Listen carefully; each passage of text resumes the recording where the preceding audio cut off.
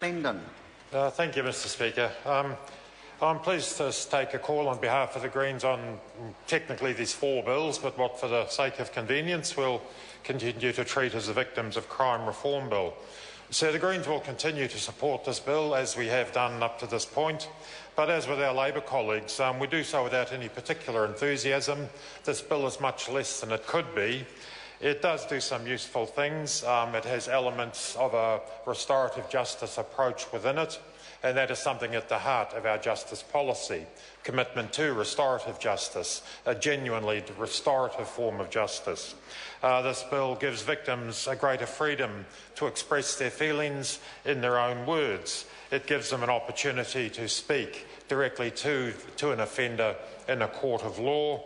It does broaden and strengthen the processes around victim notification of the ultimate fate of offenders and indeed inmates. It does some useful things that have been called for. It could have done a great deal more, though. We note, in fact, my colleague noted almost 3 years ago in the first reading of this speech that to some extent the bill draws on the 2007, the Justice Electoral Committee's inquiry into victims' rights, which was actually a Green Party initiative and developed some very useful recommendations. But sadly, only about a third of those recommendations have seen the light of day and have been incorporated into this legislation. And we look forward to a time when more of those very good recommendations, in fact, would be put into practice. We share with our Labor colleagues a view that we need a much more comprehensive approach. The Minister, in introducing this reading, I think, referred to it as ambitious legislation. Her colleague, the chair of the Select Committee, used words like innovative and imaginative.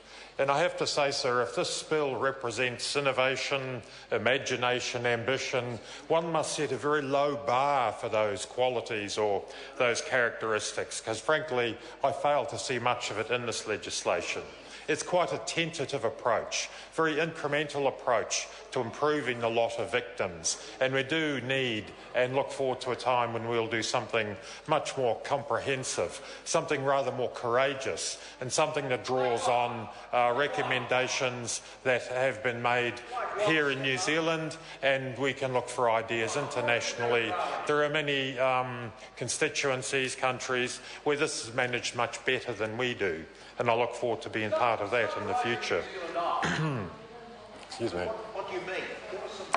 So this goes part way to a restorative approach, but it runs the risk of trying to mix elements of a restorative process into what is essentially a combative adversarial system. And any budding young scientist knows that mixing elements together which are not compatible can lead to some unfortunate and even explosive outcomes. The idea of bringing victim statements into the court, a restorative element, and as I say, what is basically an adversarial context, can lead to some unfortunate consequences. And some submitters made that point, that a victim pouring out their heart, explaining or expressing the hurt it has done to their family, to their friends, whatever it might be, and to look at an offender who might be laughing, joking, really not taking it on board. This is not helping the victim in any way, and the bill, even the good and well-intentioned parts of it, do run the risk of not achieving particularly positive outcomes for victims. So the point's been made in an earlier reading, I think, that there seems to be an unfortunate assumption on the part, not least of all of some of this government, that offenders' rights somehow, or rather that a victim's rights can only be advanced at the cost of offenders' rights. Restorative justice approaches understand that one seeks to guarantee rights to all parties in the justice system. And to the credit of this government and the previous one, we've seen some useful and positive advances. We do see restorative justice meetings, conferences and the like. We have community justice panels doing some useful work in Christchurch particularly. We see the emergence of specialist courts, the homeless court in Auckland, the trials around drug and alcohol courts. These are very positive moves forward, and I think we need to resource them better and advance them more quickly. But sadly, despite the assurances and in fact the commentary from some of the government speakers who have suggested they are actually doing a lot of work about advancing victims' rights, the approach is very tentative, it's very incremental.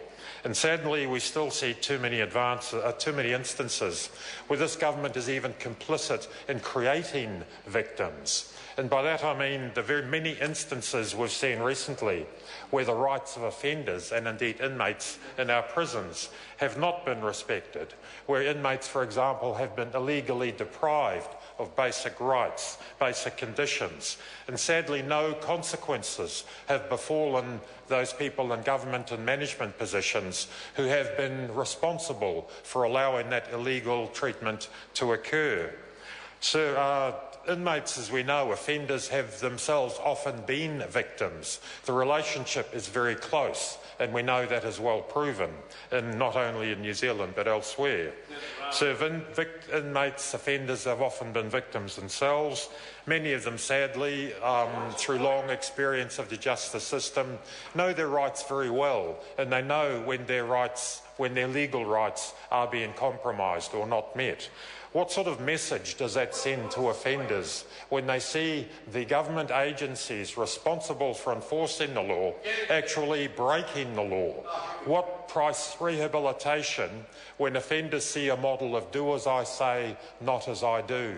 That is somewhere the government needs to look very hard at itself and at its actions and understand that you must be consistent in your approach. It's not difficult. Any parent, any good parent understands this. To the extent that this government has established a do as I say, not as I do model, that will not advance the well-being of victims and certainly will not advance New Zealand's reputation as a country that does respect human rights. So this bill, on the face of it, the legislation, as I say, the Greens will support and continue to support because essentially it does no harm. It does. Thank you. We are going to vote, sir. Listen carefully, Mr. Okenvoll. I have made that point. Listen carefully, sir. We are going to support because it does no particular harm.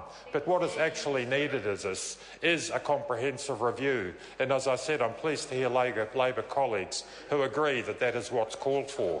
The world has moved on. We need to get beyond the simplistic, punitive approach that sadly has typified and characterised the evolution of justice legislation in New Zealand for at least the last 2 decades and indeed probably longer than that.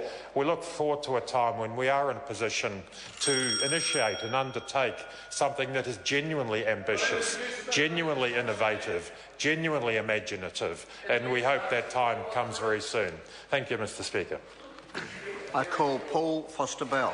Thank you, Mr. Speaker, and talofa lava to you, sir. Can I begin by congratulating our assiduous and hard-working and dedicated Minister of Justice,